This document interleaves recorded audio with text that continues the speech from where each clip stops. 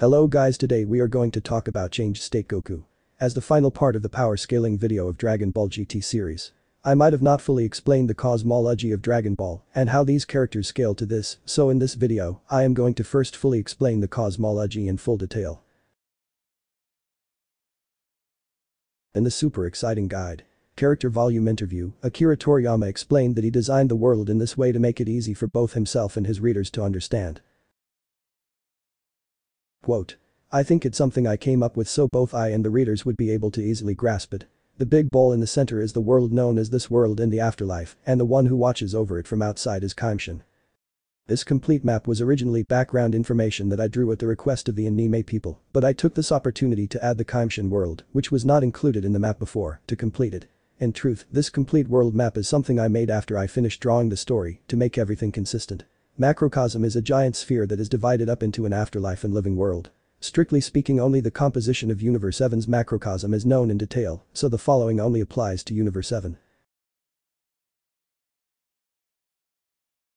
The worldview section of Dai Zenshu 7 divides the afterlife up into 3 rough areas.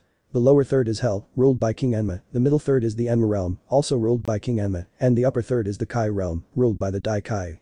The Enma realm consists of Enma's palace, the Serpent Road, and the Afterlife Airport, while the Kai realm is comprised of the 4 Kaiu planets, Heaven, the Afterlife Sun, and the Dai Kaiu's planet. For a more detailed visualization of the afterlife, see the following map. There are many guides that state the afterlife transcends the normal 4th dimension of the universe and a realm beyond human comprehension. I have done several translations by different websites, and all of them say the same thing. In other guides it was stated Dragon Ball Z draws a lot of inspiration from Asian mythology, and similarities to most Westerners know its roots are firmly based on Confucian worldview. Dragon Ball also inspired from several other religions like Shinto religion. Shinto, literally the way of the gods, is Japan's native belief system and predates historical records. The many practices, attitudes, and institutions that have developed to make up Shinto revolve around the Japanese land and seasons and their relation with the human inhabitants.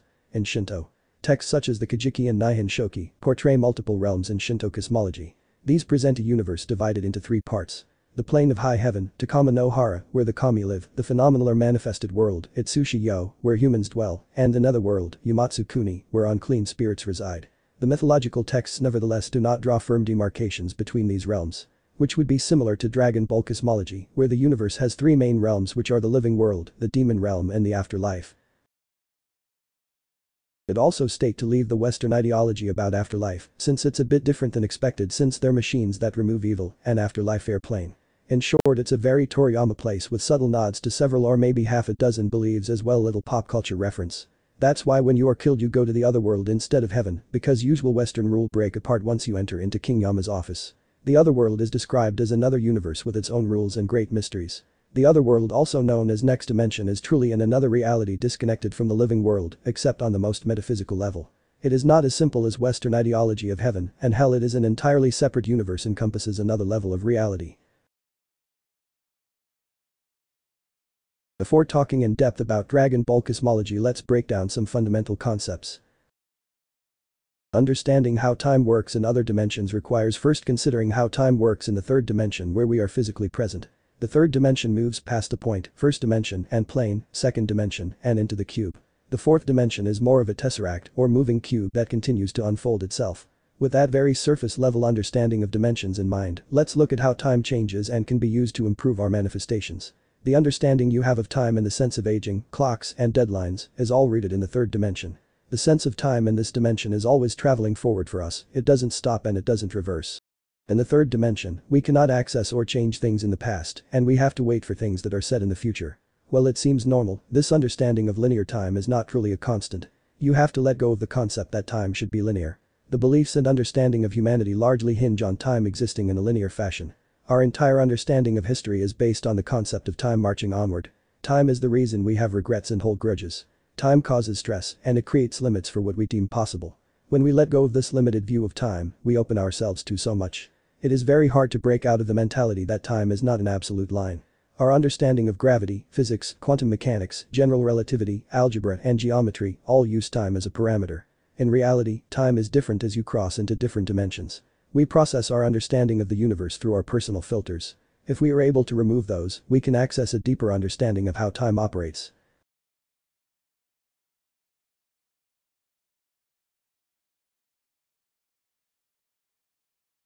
In the fourth plane, time is like a spiral. There are some interesting concepts connected to time travel that are attached to the fourth dimension. When you are in the fourth dimension, you are able to see time in a large loop or spiral. It is swirling around you and you can access various points. You will realize that things throughout time, both forward and backward, are still impacting you and tied to your action. In this fourth dimension, you will want to take the time to get to know your ancestors and gain their wisdom. You should also make things right in any karma issues that could hold you back as you climb higher. You may meet guides there as well. This plane gives you a vantage point far beyond the third dimension. You will have an opportunity to impact the world in a nonlinear way. In the fourth dimension, you will see how time in the third dimension is extremely limiting. You will see how there are multiple timelines that may or may not converge or ever manifest. Here in our third dimension, we deal with time as a non-stop force forward. In higher dimensions, time is no longer a constraint. As you move up higher into the fifth dimension, you realize that time doesn't exist in any shape, there is only one moment that encompasses all. When you are able to access this dimension, you can place your intentions there. As you anchor those intentions through the fourth dimension and to the third dimension, you can manifest your visions here in the third dimension quickly. Rather than take the normal steps of working through the timeline, you can put things out into the fifth dimension and have them manifest here in the third dimension. When you vibrate at a fifth dimension frequency or higher, you can manifest outside of time. This makes the realization of your intentions much faster in this timeline. While there will still be some delay here, it won't be as slow as if you were manifesting in the third dimension alone. The fifth dimension, also referred as a mystic dimension due to the fact that it cannot be observed in a physical or tangible or direct manner. The fifth dimension is where it is said that the forces of gravity and electromagnetism meet, which is out of bounds of human sight, but it still exists. So the fifth dimension is the plane and space where spiritual phenomena take place. It is the space and plane where the things that we cannot yet explain through our fourth dimensional perception are manifesting. The dimension where the things that we cannot yet explain are happening.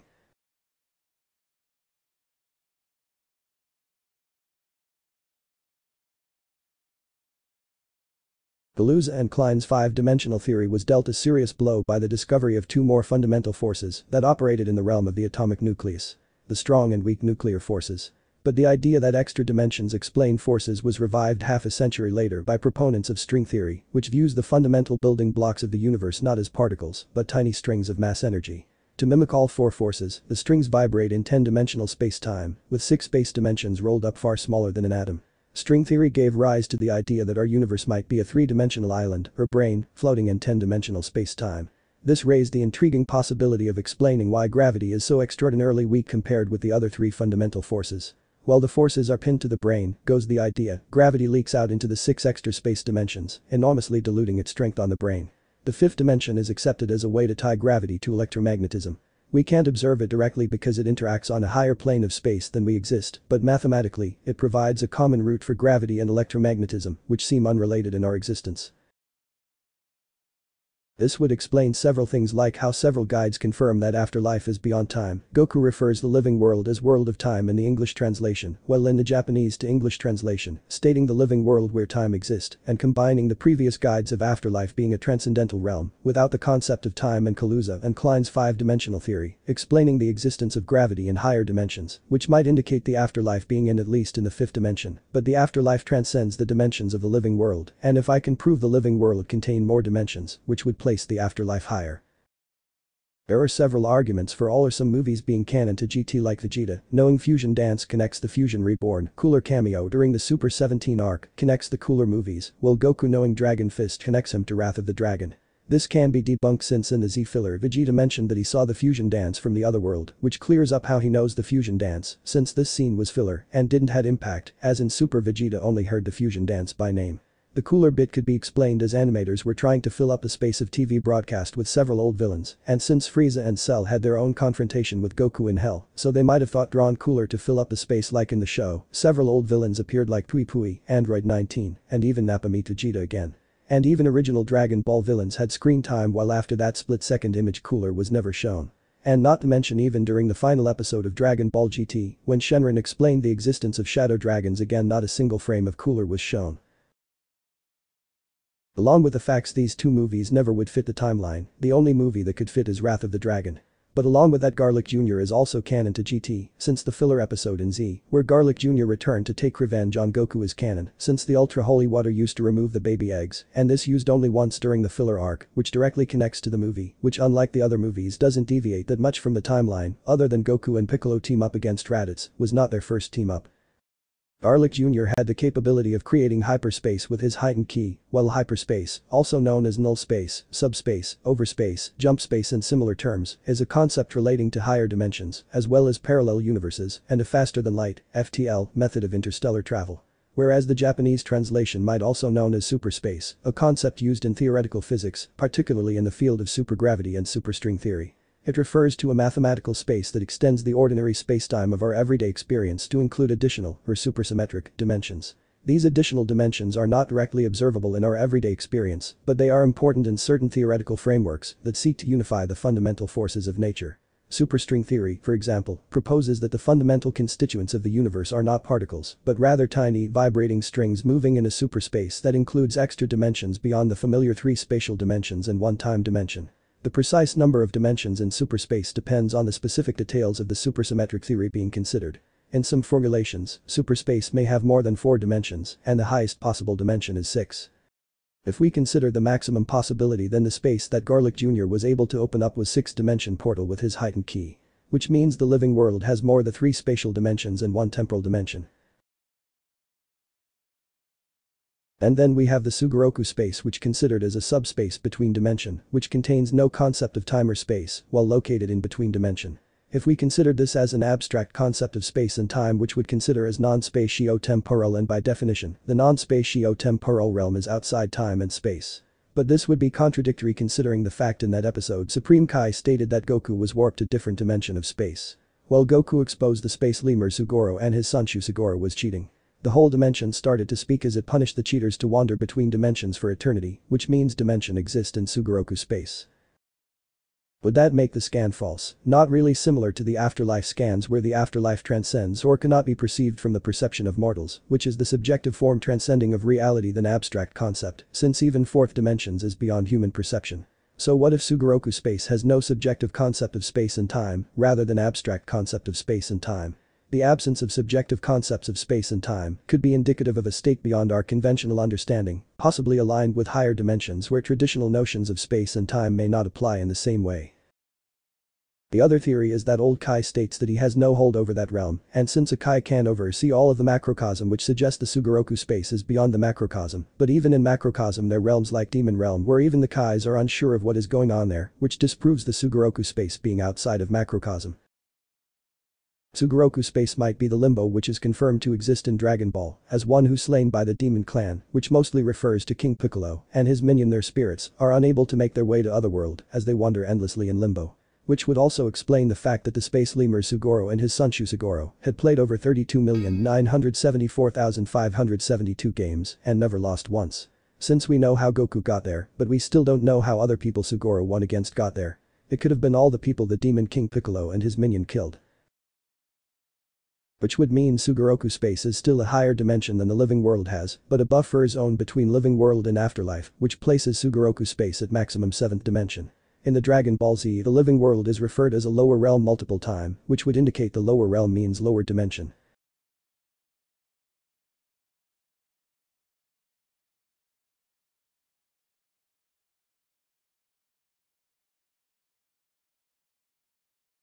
The afterlife is separated into 3 realms, which are HFIL, also known as home for infinite losers, while the official term used is Yugoku, which means earthly prison, and from hell to the Enma realm, free movement is impossible, and only by special methods is going from the Enma realm to the Kai realm possible. Hell is where those deemed to be bad are sent by Enma, also being considered the lowest realm of the afterlife.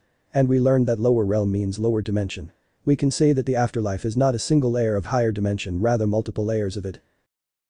The lowest realm is HFIL, or home for infinite losers, which transcends the living world, while considering the lowest realm in afterlife, which would indicate HFIL be above the Sugoroku space, which already established to be 7 dimensions, which makes HFIL 8th dimension. Then we have the Enma realm, which is a higher realm than HFIL, making it 9th dimension, and then we have Kai realm, which contains both heaven and Grand Kai's world, along with all the 4 cardinal Kai's planet, which all are at higher realms than Enma realm, which means Kai realm is a 10th dimension. But all the above completely make up the macrocosm. Then we have the Kaioshin realm. It is a special realm completely separate from the macrocosm that the afterlife, universe, and demon realm are all enclosed within. It is made up of a giant crystalline sphere, about a tenth the size of the macrocosm, and it revolves around the macrocosm like a moon. If a place is completely separate from it, it's like saying they are in different realities or levels of existence. They're not directly connected in the way two neighboring places in our everyday world might be. To interact or move between them, you'd have to navigate through this extra higher dimensional space which could potentially place Kaioshin realm at 11th dimension. But this new information we can say that it would change my previous scaling at the end of the video, while the power levels remain the same. Since baby Vegeta's revenge death ball was able to interrupt Supreme Kai's instantaneous movement and hurl Goku into the Sugoroku space. Well, base Goku was able to blow a hole through that dimension to escape, but he was still weaker than Super Baby. Well, in his Super Saiyan 4 transformation, he was able to tank the revenge death ball using a smidgen of his strength. Then there is also Golden Grade 8 Baby, who is stronger than Super Saiyan 4, and we have full power Super Saiyan 4, which places him on par with Golden Grade 8 Baby, which makes both full power Super Saiyan 4 and Golden Grade 8 Baby to 7D, which is complex multiversal. And then we have Android 17 who was able to draw energy from hell itself, and base Goku was able to shake all of hell, and even up to Enma realm later, both 17 fused to be the Super 17, and during the Shadow Dragon arc, we get ultra full power Super Saiyan 4 and Vegeta's Super Saiyan 4, along with Nova Shenron and Ice Shenron, all scale above Super 17, who is powered by hell itself. This would make them 9D, which is complex multiversal. And finally we have Omega Shenron. Even as Sin Shenron was able to tank a ×10 Kamehameha from ultra full power Super Saiyan 4 Goku while absorbing all the remaining Dragon Ball and transforming into Omega Shenron. He was going to destroy all of the macrocosm, including the Kaioshin realm which is separated from the macrocosm, and Omega Shenron was about to destroy 11-dimension construct with nothing but his pure negative ki alone, and Super Saiyan 4 Gogeta was so strong that all he needed was a finger to stop him, which put both in the range of high complex multiversal. Now after all this analysis we finally reach to talk about our main man changed state Goku. This name comes from the fact GT Goku, after tanking the negative karma ball and fell into the ground, a change was taken over. In a story-focused Q&A session in 2005's Dragon Ball GT Dragon Box DVD release, scriptwriter Atsushi Mikawa explicitly details their intent to keep things vague while offering some personal thoughts and commentary of his own.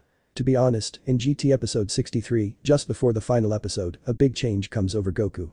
Those who watched carefully might have noticed, but in that episode, Goku, who takes Yi Xinglong's attack, sinks to the bottom of a deep hole. That is the turning point. Afterward, Goku still continues the battle, but what's different from before is that he's cloaked in an aura that won't let any attack near him.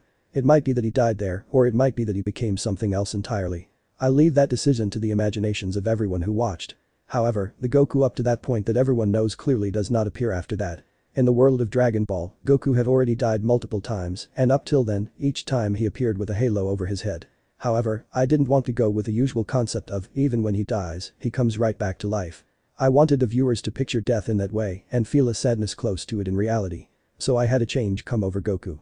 And then after that, once he defeats Yi Xinglong and grants the final wish, Goku goes right off with Shenlong and the Dragon Balls to somewhere that people definitely can't get to. While wishing that people will be able to get by on their own strength in a world without the Dragon Balls. And Vegeta is the only one who notices where he's headed. As one final bit of analysis, consider a bit of commentary from someone more closely associated with Son Goku than anyone else. Voice actress Misako Nozawa. Within her interview in the second Dragon Ball GT Perfect File guidebook regarding the recording of the final episode, she notes. The scene where, after Goku finishes fighting, he rides on Shenlong and says, "Shenlong's back sure is warm." That's because riding on Shenlong means that Goku's going to leave this world and go to the world of the gods. I was glad that they didn't write it plainly that he died, though. I feel that Goku probably went to Shenlong's place and is training again. But both of these interviews we can conclude that the Goku is not dead and he is alive during the final moments of GT. He is now covered in aura that won't any attacks near him, and Goku left this world to go the world of gods, which somewhere that people can't go. There are several places in Dragon Ball that fit the description of world of gods, but all these places people can go even if you consider it as mortals only and not gods. First we have the Lookout, which is immediately ruled out since people can visit, and then we have the Grand Kai world, but since Goku isn't dead stated multiple times, so it's not that place either, and Kaioshin realm was visited by Gohan, so it's a place that can be visited by people, granted you need special technique like Kai Kai or the instant transmission. And fast forward to Dragon Ball Super where the cosmos is expanded, introducing parallel universes, 12 universes to be exact, which is contained in empty space, and there is a theory that states we are creating space as our universe expands. Outside this expansion lies a higher dimensional space-time universe which we are unfolding into. Since it is higher dimension, we cannot see, detect it, or comprehend it. And for the space to contain these 11D constructs, the space has to be higher dimension, which would be 12th dimension, and then we have Omni King's place, which is somewhere outside the 12 universes, lies Omni King's royal palace, which hovers atop a jellyfish-type object. The palace is constructed in the shape of an Zen, the kanji for all, used to write the Zen and Omni King's title, which is also present on the robe Omni King wears. Surrounding the palace are 12 floating rock pillars, with one of the 12 universes hovering over each. By applying the previous logic we can get Omni King's royal palace up to 13th dimension. All of this contained in place called the Dragon World. The sum total of everything known to exist within the Dragon Ball series, including all 12 universes, the Omni King's palace, the world of void, etc. Which would even a higher construct to hold all of these, which would make it 14th dimension. And the all of the Dragon World is in a hyper-timeline. Hyper-time is a higher dimensional time. Itzhak Bars proposes the existence of a second time dimension, suggesting an extra layer to our understanding of time. He suggests the existence of a second time dimension as an extra layer beyond the familiar 4 dimensions, 3 spatial dimensions and 1 time dimension. So, according to this theory, there would be 2 separate dimensions of time, adding a new layer to our understanding of the fabric of space-time. As of now the realm of the gods is unknown, and when Dragon Ball got a new show in the form of Dragon Ball Super, it expanded the lore and creating new hierarchy, rather than expanding the old, but we got some new information. Since Shenron was the one to take the Goku to this realm of gods, which also suggests the place as Shenron's place, this would mean the answer might lie in how the Dragon Ball works. The various dragons summoned from the Dragon Balls are all referred to as Shenlong in Mandarin Chinese, Shenron in Japanese, meaning dragon god or divine dragon. While the Japanese pronunciation of the term is Shinrik, the series retains and specifically indicates an approximation of the original Chinese pronunciation. While not gods themselves, at least not in the sense of holding an actual position within the main hierarchy, these dragons boast magical powers granted to them by their creators. Dragon gods are given life by their creators breathing energy and a soul into a representative model of the dragon, ultimately linking the two's life force together. If the creator dies, their dragon god dies as well, but not vice versa. This also sets certain limitations on the dragons, as they cannot grant wishes that exceed their creator's own abilities or powers. For instance, asking Earth's Shenlong to destroy someone more powerful than God is unfeasible. The creators can also adjust their respective dragon gods' power and abilities as their own power changes. The evil dragons Jayaku-Rek also appear in Dragon Ball GT, however, these dragons are not dragon gods, i.e. Shenlong, but rather dragons created from the minus energy that had accumulated in Earth's Dragon Balls after repeated use within such a short period of time. These dragons represent each of the 7 Dragon Balls and are each singularly referred to as a Star Dragon X plus and Glong. The black smoke dragon Kakuin no Rik that initially appears from cracks in the Dragon Balls is an accumulation and physical manifestation of the Dragon Ball's minus energy before splitting up and scattering the 7 evil star dragons across the planet. But the most powerful sets of Dragon Balls are the Super Dragon Balls, which are unique to universes 6 and 7 and were created by Zalama, who holds the title of God of the Dragons, Rikjin. Contained within the Super Dragon Balls is the dragon of the gods Kami no Rik, Super Shenlong, whose size is so large that the Wishmaker is absorbed into its body to speak directly with Super Shenlong's core. Since the Super Shenlong can undo the effects of Xeno and with previously established rules, we can say that the realm that Zalama resides might be even in higher plane of existence, which would make it at least 15th dimension, and since the final scene was dimension a change or an ascension, and Shenron took Goku to never before seen place that could be referred as World of Gods, it could be the realm where Zalama who holds the title God of the Dragons live, and with one of the interview, suggesting Goku was training in this World of Gods, which would means the changed state Goku, and 100 years time skip Goku is 15D hyperversal.